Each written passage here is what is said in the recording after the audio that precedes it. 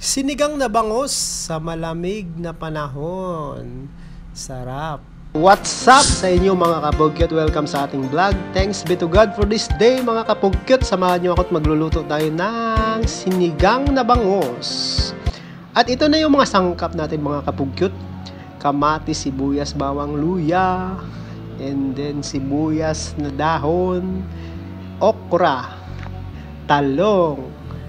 Mamasitas, baka naman mamasitas. And then meron tayong kalahating labanos at kangkong, at ito na yung isda natin mga kapugyot na bangos. Frozen bangos nga pala siya mga kapugyot.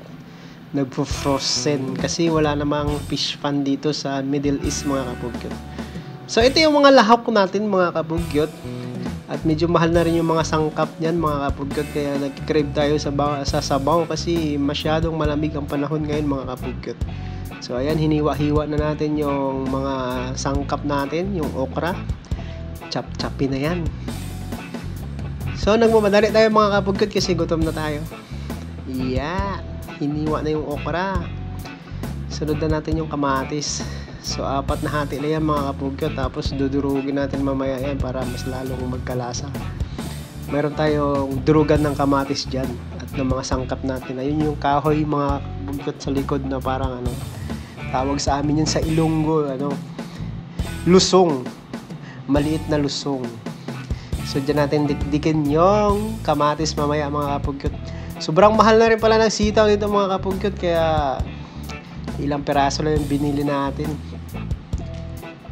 Pero ang dami, parang isang pamilya yung kakain ng sinigang. So pang ilang araw din natin yan mga kapugyot, siguro mga 2 araw. So ito na yung bangos mga kapugyot. Nilinisan na rin natin. At ito yung luya, and then yung dahon ng labanos. Isahog na rin natin yan para medyo mayroong asim-asim. So lagay na natin yung, pagkatapos ng mainit na mantika, lagay na natin yung mga sangkap mga kapugyot. Yung aromatic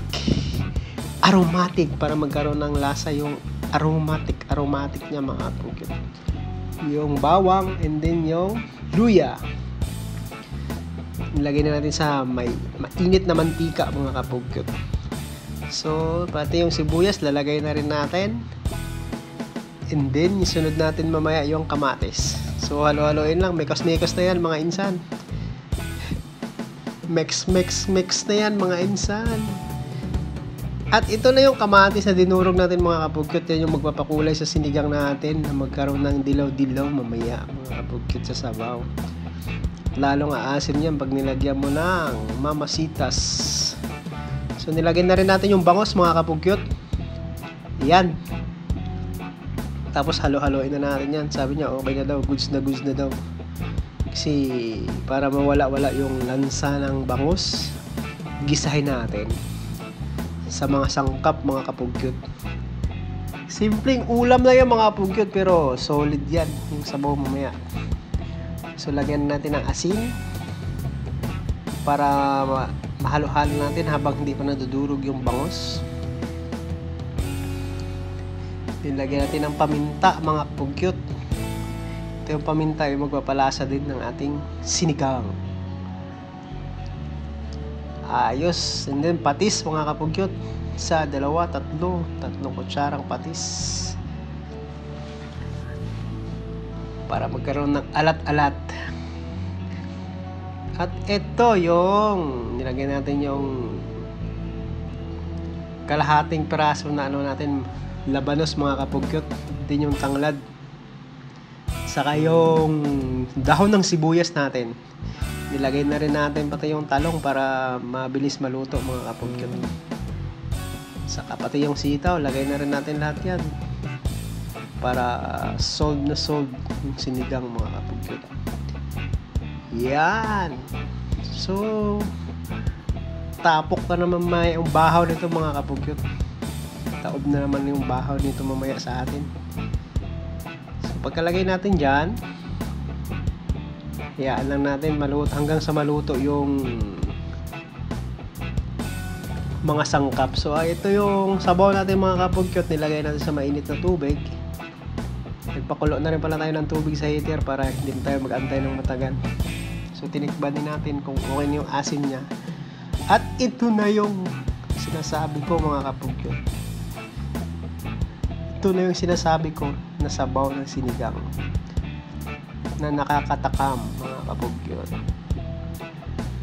So ito siya mga kapugyot. Solid na solid yung sabaw niya mga kapugyot.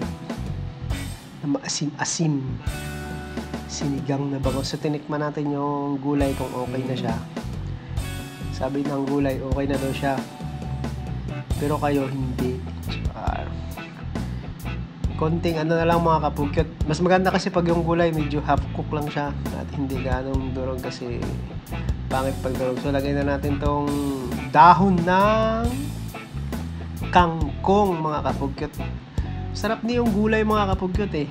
Pampalakas ng ano yan, ng resistensya at masustansya mga kapugyot. Yan yung kinahiligan natin at kinalakihan natin, kangkong.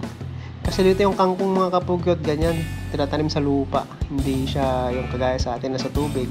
Sa probinsya naman, libre na rin yung kangkong kasi punta ka lang sa Pilapil, mangunguha ng kangkong, meron ka ng adobong kangkong mga kapugyot. Pag walang wala talaga, toyo saka mantika lang ang katapat.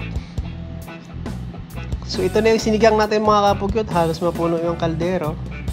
Siguro ilang 2 araw din natin na stock to. Salamat sa panonood mga kapugyot. Thanks for watching.